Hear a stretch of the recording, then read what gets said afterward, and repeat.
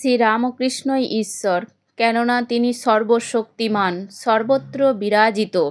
অতি সাধারণ রাখাল বালক রাক্তুরামকে তিনি ব্রহ্মজ্ঞ ঋষি স্বামী অদ্ভুতানন্দে উন্নীত করে দিয়েছিলেন।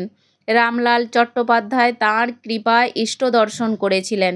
লীলা প্রসঙ্গের ভাষায় ঠাকুর স্পর্শ করিবা মাত্র সর্বাঙ্গ সুন্দর ইষ্টমূর্তি হৃদয়পদ্মে সহসা আবির্ভূত হইয়া ঝলমল করিয়া উঠিল। জাগতিক নানা বিষয়ে আষ্টে পৃষ্ঠে জড়িত নেশাগ্রস্ত প্রচণ্ড অহংকারী গিরিশচন্দ্র ঘোষকে ঠাকুর বিশ্বাসের সমুদ্রে পরিণত করে দিয়েছিলেন।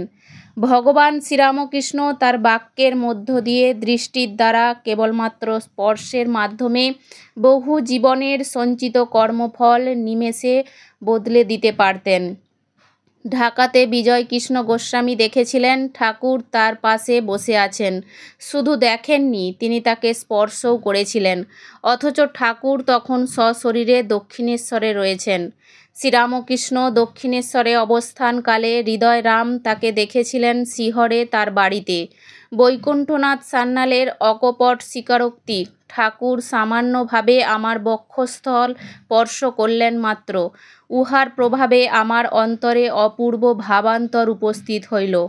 আকাশ, বাড়ি, গাছপালা, মানুষ ইত্যাদি যেদিকে যাহা কিছু দেখিতে লাগিলাম, তাহারই ভিতরে ঠাকুরের প্রসন্ন হাস্যদীপ্ত মূর্তি।